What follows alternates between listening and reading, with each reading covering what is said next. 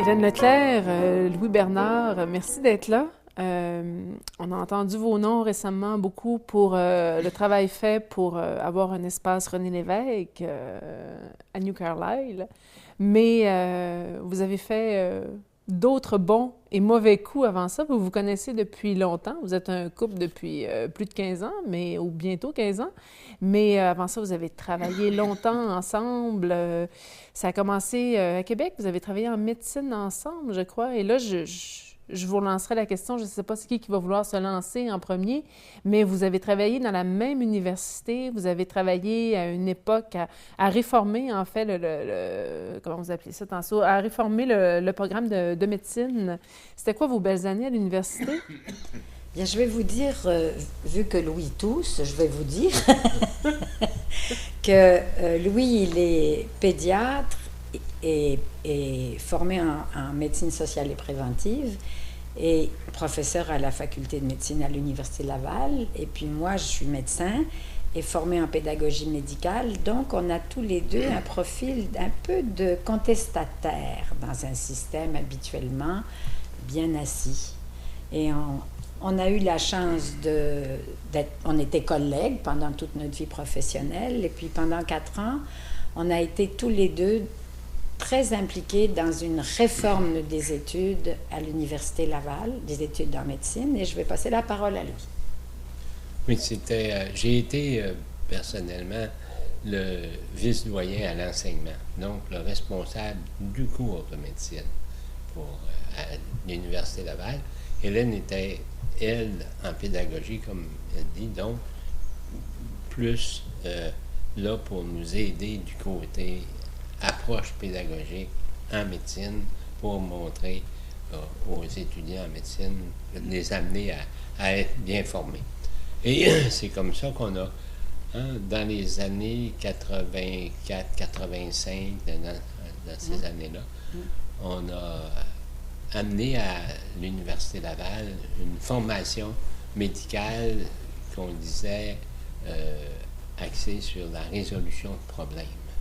Dans le fond, les étudiants étaient invités à développer leur capacité de régler des problèmes.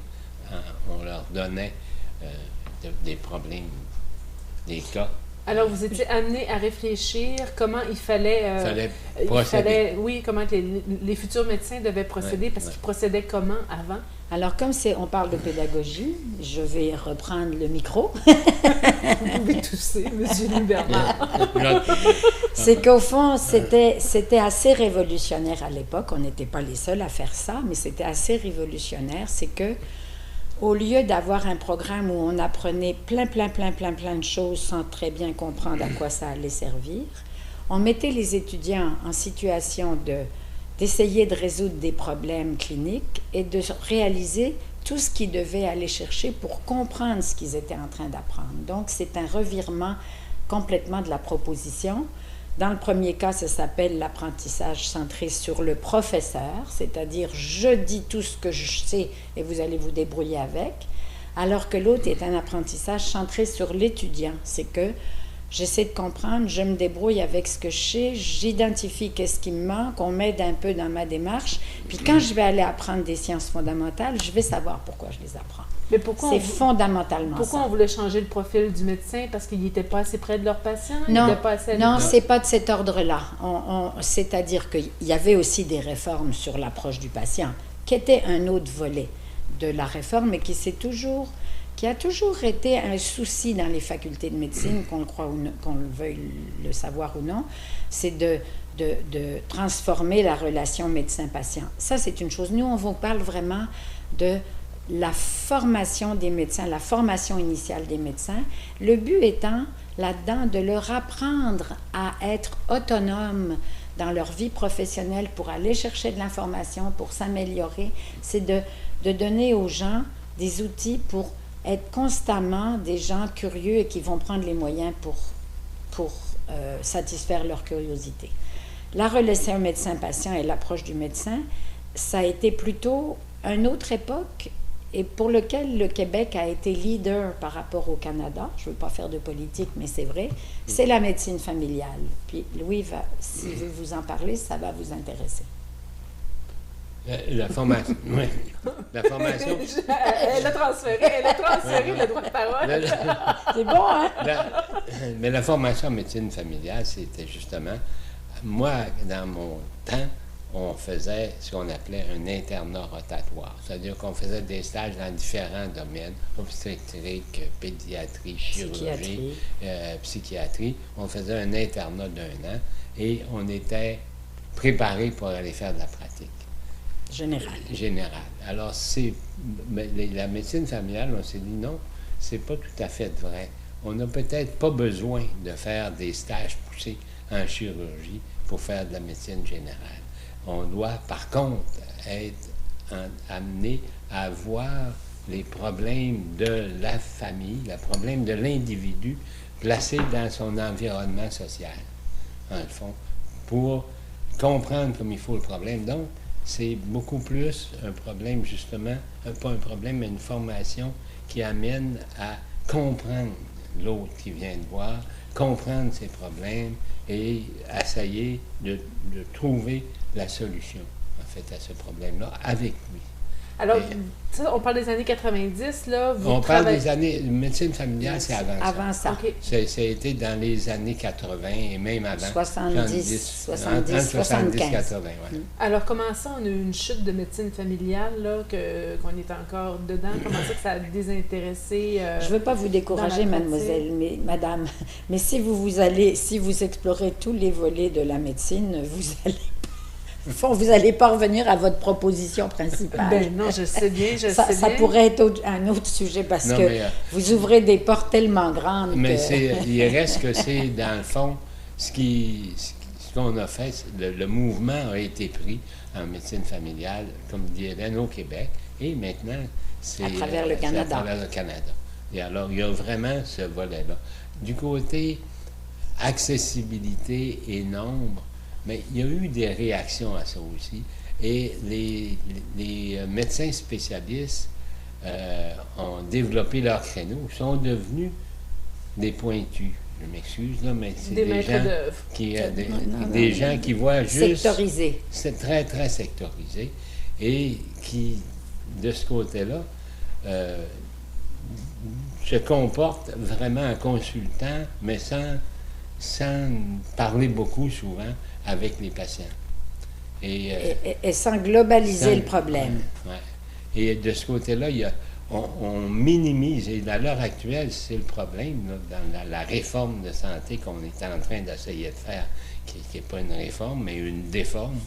Dans le fond, ce qu'on est en train de faire, c'est de minimiser le travail des omnipraticiens et des médecins de famille et de maximiser l'approche des médecins spécialistes.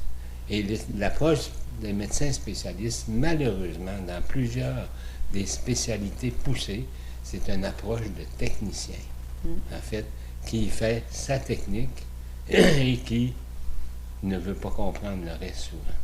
Mais de toute façon, on multiplie les frais comme ça aussi, parce qu'au lieu d'avoir développé, comme vous travaillez dans le temps où vous étiez à l'université, de développer une pensée globale sur le patient, le problème du patient, on l'envoie dans une machine. Si c'est pas ça, ben on transfère le dossier puis on l'envoie dans une autre machine. Et c'est ça, on découpe le patient. Mais je vais vous donner deux sujets de réflexion puis qu'on n'approfondira pas ce matin, mais par rapport à la totalité des spécialistes, il y a des spécialistes qui sont des généralistes. Les pédiatres sont des généralistes, les gériatres sont des généralistes, les internistes sont des généralistes, les médecins de famille sont des généralistes. Alors, vous voyez, c'est que nous, quand on parle de spécialistes, là, c'est le pointu et qui est consultant aux généralistes. Ça, c'est correct. D'être consultant aux médecins de famille, c'est correct.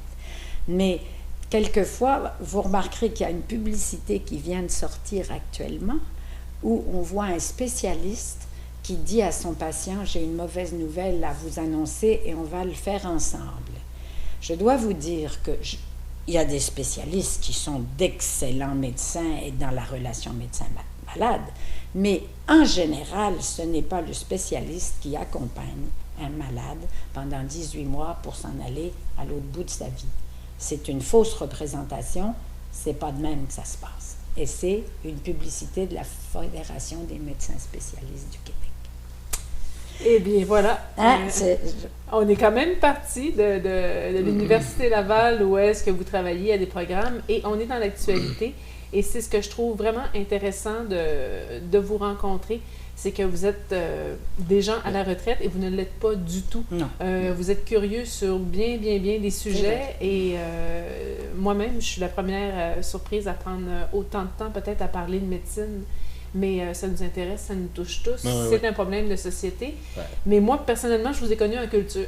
Alors, on peut ramener le sujet dans la culture aussi. Vous êtes connus à l'université et... on a travaillé ensemble. Vous avez travaillé ensemble. À un moment donné, ça suffit de travailler. Et Louis venait d'ici. Ouais. Et on a décidé de reprendre une terre familiale pour en faire une belle maison que vous avez appelée... La Bar-Hachoir. Pourquoi? Parce que on connaît le bar à choix. Hein? Et en fait, ce que ça veut dire un bar à choix, c'est qu'il y a soit un banc de sable, soit un banc de roche qui casse la vague et qui permettait au bateau de venir s'échouer. Donc, c'est comme ça, par exemple, Carleton est devenu Carleton parce que c'était un coin où les bateaux pouvaient venir s'échouer dans le bar à choix. Alors, bar à choix est une déformation de bar à choir. La barre pour s'échouer les bateaux. Alors, chez nous, c'est la barre où on vient s'échouer. Mais il faut dire que l'interprétation que vous donne Hélène, elle est mise en cause par les linguistes et les historiens. Et on prétend plutôt que Barachois viendrait d'un mot Micmac ou... Sauf que dans ma Normandie natale... Qui voudrait dire quoi en Micmac? Qui voudrait dire quelque chose dans les eaux, là, je ne sais pas trop, mais c'est pas tout à fait cette forme. Mais il y a un débat. N'empêche que dans dans ma Normandie natale, je viens du bord de la mer et ce que je vous décris, ça s'appelle une barre à choir. Il y a quand même un lien. Oui. Linguiste ou pas. Oui. Mais quand on va... C'est ça, les Micmacs reprennent de plus en plus de leur culture, on communique de plus en plus mieux, et dans quelques années, peut-être que ce sera l'argument Micmac qui mais nous, on a pris cette définition-là. Parce qu'elle nous plaisait. C'est pour ça qu'on l'a appelé la barre à choix. Et vous êtes des êtres profondément sociaux. Vous aimez ça recevoir, alors c'est une bonne place pour venir discuter chez vous. Bon, on aime ça. Merci de nous recevoir. Merci. Ça nous fait plaisir. Oui. Alors, on est en présence d'anciennes personnes en médecine qui ont appris à étudier les sujets, mais on continue à le faire. On continue à le faire à Maria aussi. On écrit, on est écrivain. On parle de sujets, on continue à créer des gens, même si c'est par la création, par l'esprit. Et Hélène aussi, tu t'intéresses beaucoup à la littérature, tu as participé, je crois que tu as aidé à fonder des coups de cœur dans les bibliothèques, à partager les coups de cœur, à trouver une manière à Maria de se rencontrer puis de parler des publications qu'on aimait et de faire un événement autour du livre. Alors, on a un auteur et on a... Parce que tu es quand même beaucoup organisatrice. Oui, j'aime ça, mais c'est probablement la chose dont je suis le plus fière. À Maria, un peu de temps après mon arrivée, je me suis collée un peu dans l'univers de la bibliothèque et j'ai proposé d'organiser une activité pour que des gens puissent partager leur coup de cœur. Ils ne venaient pas défendre un livre ou partager des livres que tout le monde avait lus, ils venaient partager leur coup de cœur. La seule contrainte, c'était qu'on devait lire un petit peu du livre. Donc, il fallait que le livre soit présent. Ce n'était pas juste parler du livre, mais c'était que le livre parlait. Et les 2 premières années, ça n'a pas toujours été facile parce qu'il faut trouver des volontaires et puis faire tomber les timidités, etc.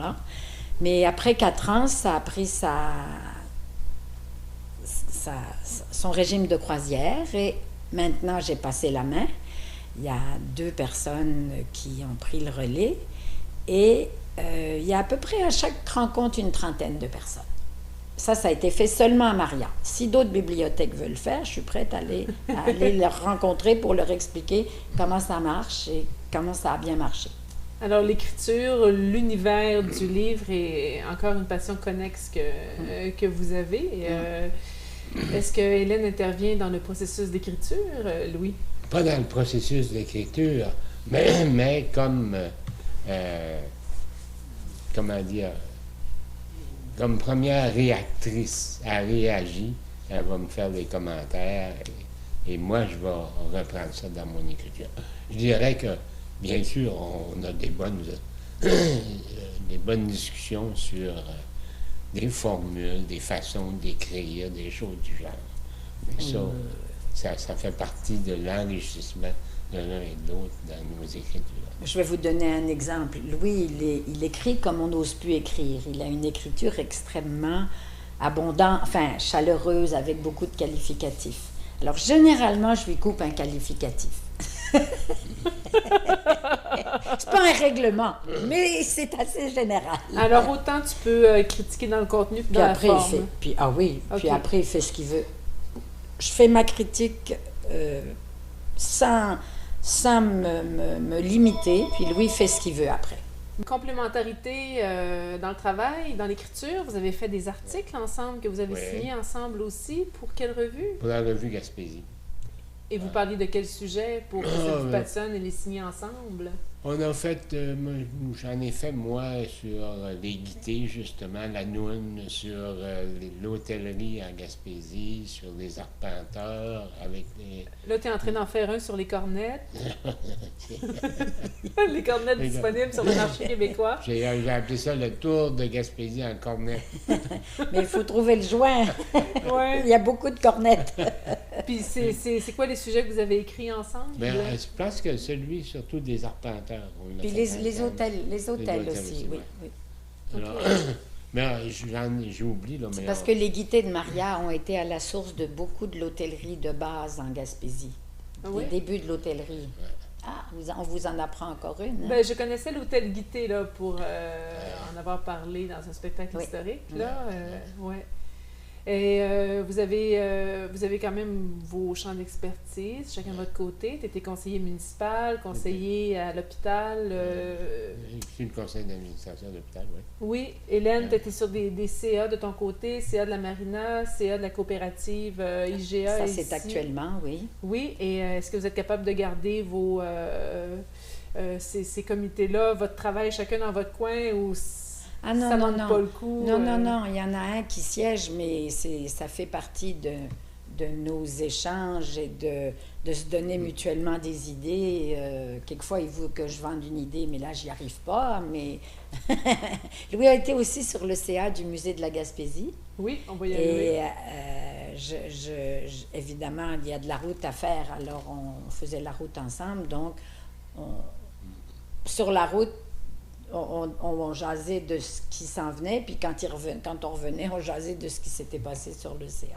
Alors, peu importe le projet sur lequel vous travaillez de façon connexe ou chacun dans votre coin, c'est quoi vos grandes forces? Parce on doit souvent parler de complémentarité, là, si ça perdure et si vous êtes capable de travailler sur différents projets en même temps. C'est quoi les grandes forces de l'un qui vient pallier aux faiblesses de l'autre? Peut-être, on peut-y rentrer dans ces eaux-là?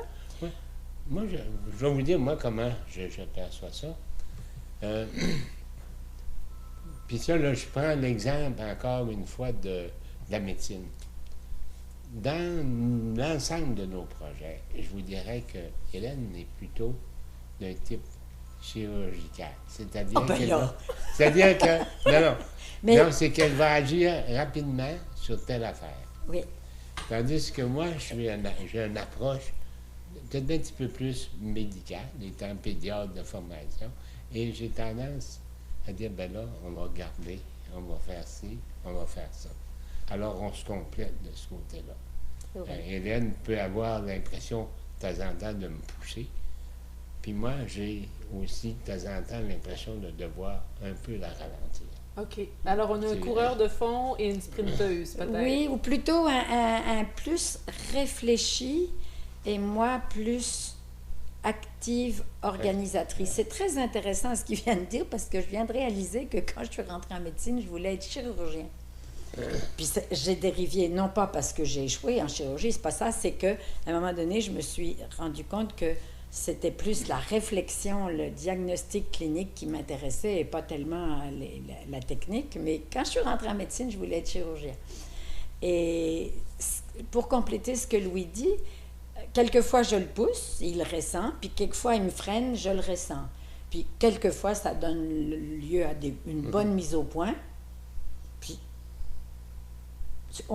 ça, c'est pas des chicanes, c'est des mises au point. Voici ce que je ressens. Puis, j'aime pas ça quand tu fais ça. Puis c'est tout. Puis, 5 minutes après, on reprend nos affaires. Et surtout, on les reprend à peu près dans le même moule. Parce qu'on est ce qu'on est. Mais ça fait rien. On a mis ça à plat. Ah ben c'est bon. J'ai comme... moi, je suis une école je me suis nourrie beaucoup de... On devient la somme de nos actions, là, puis on se définit même par l'action.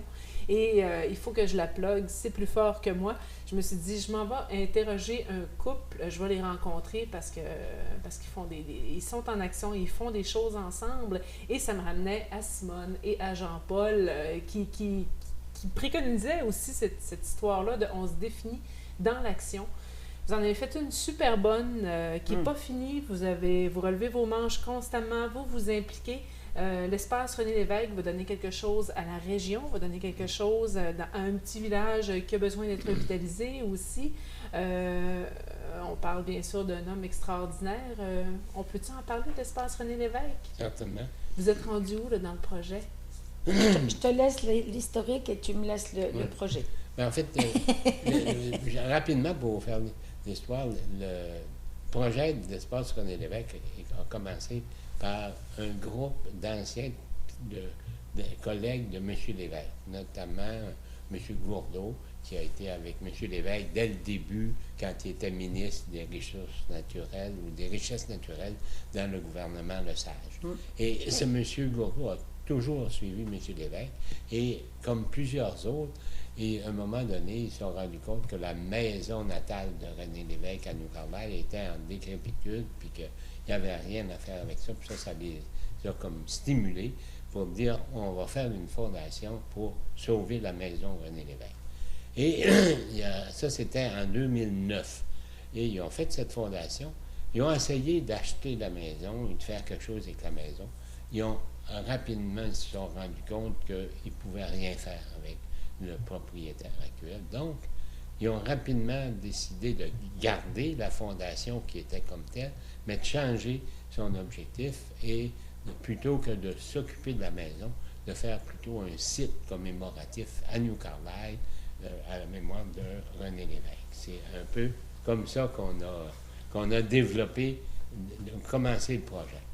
Moi, on m'a demandé, par différentes ficelles, on me connaissait, et on m'a demandé de faire partie du conseil d'administration de cette fondation, étant donné qu'étant gaspésien, puis qu'on s'en revenait ici, on avait notre pied-à-terre ici. Alors, à ce moment-là, en 2010, je suis rentré...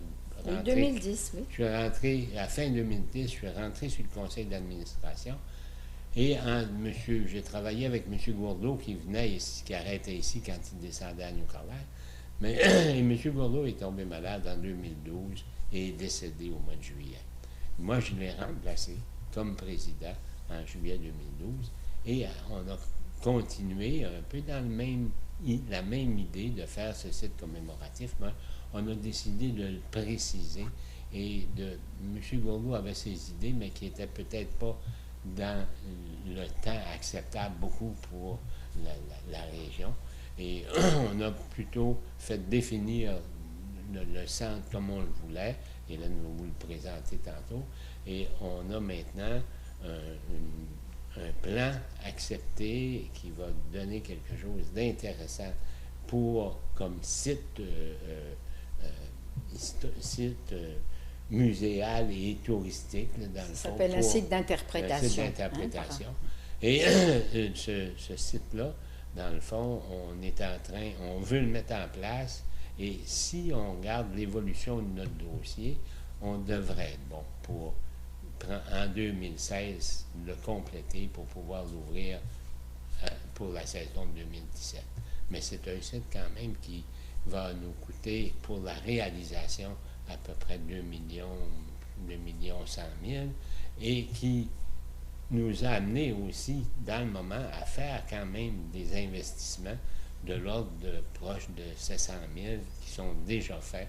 On a le terrain, on a le concept qui a été développé, on a des placements de fait aussi pour assurer la pérennité. Donc, on a, grâce à un programme le programme du CALC, du ministère de la Culture du Québec, qui nous a permis de faire des placements.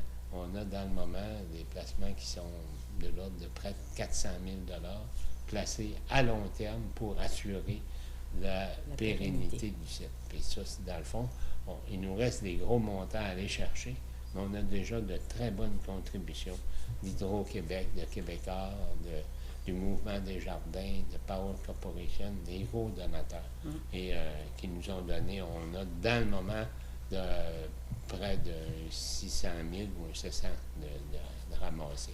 Et vous avez fait une belle levée de fonds au printemps avec l'Homme debout. Dans le fond, ça n'a pas été vraiment une levée de fonds comme une bonne médiatisation. Parce qu'on ne peut pas. On avait, nous, décidé de faire ce spectacle et de payer les artistes parce qu'on ne voulait pas.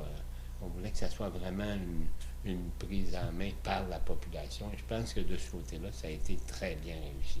Mais financièrement, on n'a pas fait vraiment d'argent. Non. Alors, vous avez fait un comité pour parler qu'est-ce que serait l'espace René Lévesque. Vous avez été aussi en externe, vous avez travaillé avec Médialogue qui vous a aidé à conceptualiser le parcours de cet espace-là à visiter.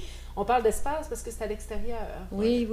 Et je veux juste dire qu'en fait, c'est Médialogue a fait la conception, le concept muséal, si on veut. Et les deux autres compagnies, ils ont travaillé de concert avec un architecte et un architecte paysager.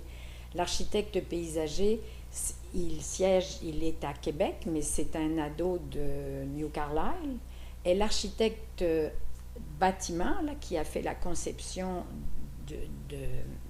du projet, de ce point de vue-là, c'est celui qui a fait la promenade Champlain à Québec. Donc, on a vraiment, à un moment donné, quelqu'un m'a dit c'est haut de gamme. J'ai dit oui, Monsieur Lévesque mérite du haut de gamme. C'est ça, c'est parce qu'on peut penser local et être très fier d'avoir quelque chose à New Carlisle, mais c'est un homme qui a fait un développement pour la province. Puis là-dessus, Louis et moi, là, on est très vigilants. Oui, puis il faut s'assurer, nous, on a comme principe qu'on fait faire tout en Gaspésie tant qu'on peut là-dedans. Mais, par contre, c'est payé par l'ensemble du Québec. Notre sollicitation est faite à la grandeur du Québec. Et on a une très bonne réponse. Les visiteurs vont être à l'ensemble du Québec aussi. Oui, puis c'est un homme, excusez-moi de dire ça, mais qui a appartenu à la province. Alors, Alors, ça va être quoi ton travail, toi, là-dedans? Moi, je suis la petite main. C'est-à-dire que je m'occupe de tout le côté registrariat, organisation, compilation, garder les documents, solliciter les gens, remercier, Louis signe, mais tout le côté intendance relié aux dons et à la gestion des dons. Dans le moment, il faut vous dire qu'on gère tout ça à zéro. Zéro frais. On n'a pas de dépenses comme telles. Vous le faites avec votre cœur. Oui. Alors voici le site, le futur site d'interprétation consacré à M. Lévesque. Et pour vous situer, la mer est ici et la route 132 est ici. Lorsqu'on rentre, c'est M. Lévesque qui va nous accueillir avec la statue que tout le monde connaît et on pourra aller lui parler. On traverse le pavillon d'accueil et où nous attend un film d'une douzaine de minutes qui va nous conditionner, nous préparer à faire la promenade à la découverte de l'homme d'exception qui était M. Lévesque. L'interprétation est faite de 8 stations qui correspondent à des étapes qui suivent la chronologie de la vie de M. René Lévesque. La première, c'est l'enfance gaspésienne, correspondant de guerre, Radio-Canada, reporter à Radio-Canada, ministre libéral avec le début des grandes réalisations, évidemment, la longue marche quand il a laissé le Parti libéral pour fonder le Parti québécois. Et j'appelle ça la longue marche parce que ça a été quand même assez long, 67-76, et premier ministre, 2 gouvernements successifs, et puis une retraite très brève, comme tout le monde sait. La 8e est un peu pour faire une synthèse pour les gens qui n'auraient vraiment pas le temps de faire le parcours. Le parcours prendra à peu près 1 heure pour les gens qui vont faire seulement le parcours. Pour ceux qui voudront approfondir des sujets, ils auront la capacité d'aller plus loin. J'ai oublié de vous dire, et c'est capital, et on va regarder ça pour le faire. Chaque station, et on arrive sur la station et c'est M. Lévesque qui nous accueille avec une photo en grandeur nature correspondant à l'époque de la station. Et autour de ça, on aura 2 ou 3 ou 4 lutrins qui seront consacrés à des événements particuliers qui nous feront comprendre l'homme. C'est sûr qu'à travers la découverte de l'homme, incidemment, on va forcément revenir sur des réalisations, tant comme reporter que ministre que premier ministre. Et on va aussi faire un retour sur la Révolution tranquille, parce que cet homme-là a complètement traversé la Révolution tranquille. Le site est conçu pour faire de la pédagogie auprès des gens qui n'ont pas vraiment connu cette époque. Nos enfants, oui, un peu, nos petits-enfants, et les nostalgiques y retrouveront leur compte, et les touristes découvriront un morceau de notre histoire. Voilà essentiellement ce que sera l'espace René Lévesque. Il y a tellement de documentation sur M. Lévesque et tellement d'extraits sonores qu'il y aura très peu de narration. Ça sera presque exclusivement des images et des enregistrements, la plupart du temps M. Lévesque, ou éventuellement quelquefois des gens qui parlent de M. Lévesque. Mais fondamentalement, peut-être que 80% du texte, ça sera M. Lévesque qu'on entendra dans notre oreille. C'est merveilleux. Ce qui beau, fait hein? que l'interprétation, c'est la personne qui se promène qui l'a fait. Il n'y a pas grand film. C'est ça, il n'y a pas grand film. Quand les gens viendront visiter le site, il y aura un film d'une 12aine de minutes, à toutes les 15 minutes, ça sera repris, pour mettre les visiteurs en condition de laisser derrière la route et le tracassin de la route et s'imprégner de la visite qu'ils vont faire. Je pense que je vous ai dit l'essentiel. De plus, on a conclu que le site, hors des visites, hors des heures de visite, serait quand même ouvert à la population. Le pavillon d'accueil puis les acoustiques ne seront pas disponibles, mais le site va être ouvert à la population comme un parc municipal. Comme un parc municipal, comme un jardin public de New Carlisle. Wow. Pas mal, hein? Parce que ça vaut la peine, parce que je ne sais pas si à l'époque on avait plus le temps de réfléchir et de transmettre au peuple qu'est-ce qu'on pouvait penser. On est tellement rendu dans un air de consommation et de gouvernement qui se bouscule qu'on a toujours des ventes pour 1 an ou 2 ans. On nous parle toujours de court terme, il n'y a plus personne qui a de vision. Parce que c'est quand tu parlais que tu parlais que c'était ouvert aux plus jeunes et aux plus vieux, mais que les plus jeunes peuvent voir que la politique peut se faire autrement aussi. C'est un peu une découverte, c'est un penseur avant toute politique. Bravo pour l'initiative. On a hâte de visiter ça. Continuez vos beaux travaux. Vous êtes un beau couple. Je ne sais que vous souhaitez que le meilleur. Ouais. Oui. Merci. La santé. Ouais. Oui. Merci de nous avoir reçus. Oui.